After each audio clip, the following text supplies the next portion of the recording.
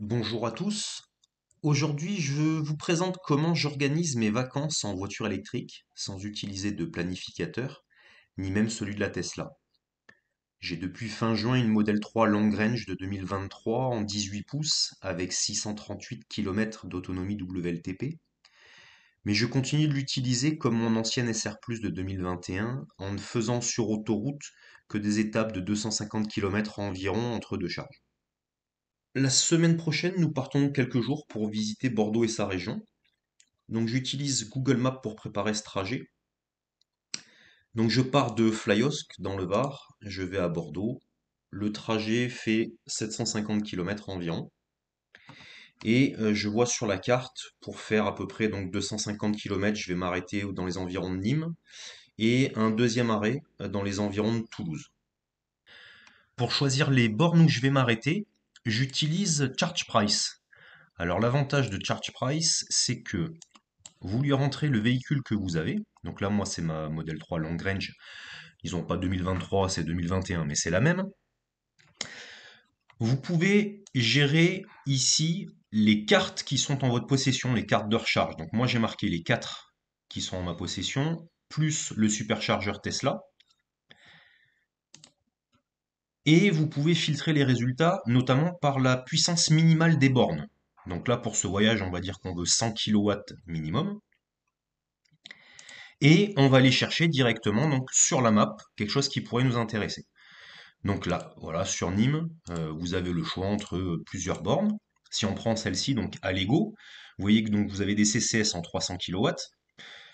Vous lui dites, je vais arriver avec 20% de batterie, je vais aller à 80% de batterie. Donc vous savez que vous allez charger pendant 22 minutes, récupérer 51 kWh à une moyenne de 139 kW. Et avec les cartes qui sont en ma possession, je connais déjà à l'avance le tarif. Donc là, je sais que si j'utilise la carte de Shell, j'en ai pour 28 euros, etc. Et donc ça marche avec toutes les bornes qui sont répertoriées dans ChargePrice. Donc moi, pour mon cas, moi, j'ai utilisé le superchargeur qui est à Carré Sud à Nîmes. Je sais que ça va me coûter 19 euros, 82 centimes.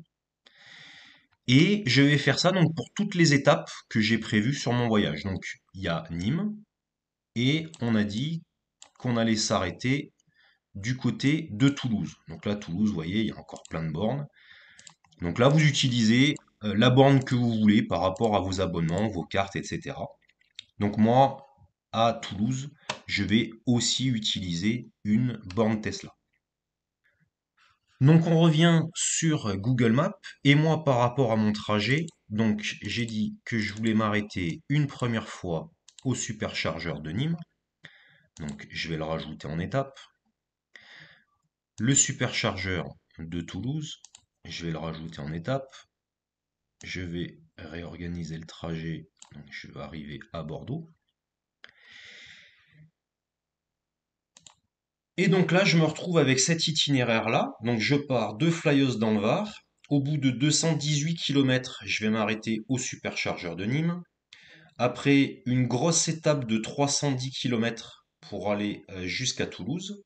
Et une étape de 226 km pour arriver jusqu'à Bordeaux. Par rapport à la distance du premier trajet, du deuxième trajet, là, donc 218 et 310, si j'avais voulu faire quelque chose d'équitable, environ 250 km, il aurait fallu que je tire à peu près jusqu'à Montpellier.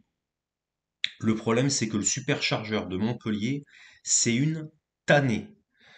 C'est dans un centre commercial, il y a une barrière à l'entrée, c'est loin de la sortie d'autoroute.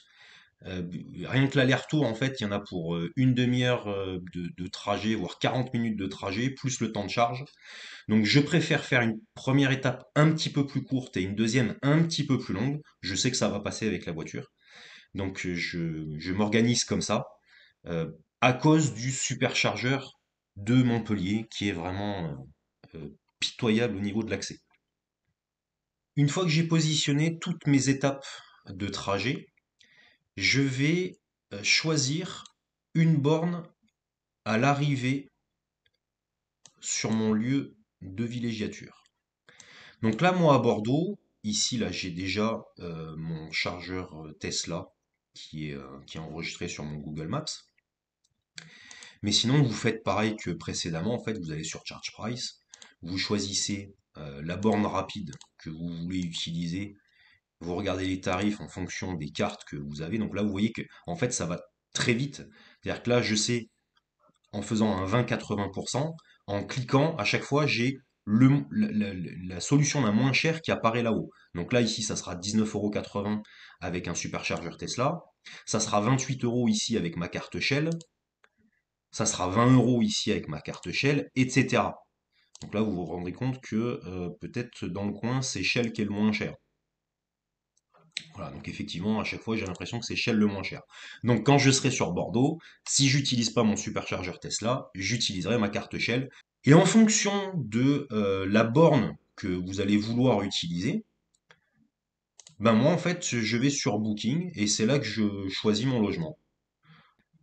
Je regarde sur la carte ce que je veux utiliser, voilà, et je sais que le superchargeur Tesla, il est au sud-est de Bordeaux. Donc quand je vais sur Booking, bah, j'essaie de trouver quelque chose qui se trouve pas trop loin. Et donc je sais que bah, tous les soirs, quand je vais rentrer de ma balade, j'aurai un superchargeur qui sera à proximité, et je vais m'arrêter une vingtaine de minutes, je recharge la voiture, et pour le lendemain, la voiture est chargée. Et enfin, une fois que j'ai choisi mon hôtel, ma borne de recharge à destination, j'utilise une dernière fois Google Maps pour savoir quel est mon rayon d'action avec la voiture. Voilà. Donc moi, grosso modo, avec la voiture, j'ai une autonomie, on va dire, réelle de 450-500 km. Donc on va dire un rayon d'action de 250 km. Et à partir de là, en fait, je vais mesurer ces 250 km à partir de Bordeaux. Voilà, donc vous voyez déjà, La Rochelle, je suis à 150 km. Voilà, donc je vais pouvoir monter quasiment jusqu'à Nantes. Je vais pouvoir faire du Limoges, du Brive-la-Gaillarde, du Toulouse, du Tarbes avec Lourdes, descendre sur Bayonne. Je sais que je pourrais faire l'aller, le retour avec la batterie et recharger le soir quand je rentre à l'hôtel. Donc je sais que je ne serai pas pénalisé par la voiture, que je pourrai aller faire mes visites tranquillement tout autour de Bordeaux. Voilà, donc là je pense que vous avez vu que c'est pas la mort de préparer son voyage en voiture électrique. Quand je fais ça de mon côté, je vous dis en 2-3 minutes, les vacances elles sont préparées. Le plus long en fait c'est le choix de l'hôtel. La préparation de la voiture électrique, c'est vraiment une étape qui est très rapide et très facile, même sans planificateur. Voilà, j'espère que ça vous aidera pour vos voyages. Pour ceux qui n'ont pas encore de voiture électrique, eh ben, j'espère que ça vous fera changer d'avis, de vous dire que c'est pas forcément, que c'est pas du tout en fait une galère. Allez, à bientôt sur Modèle 3 minutes.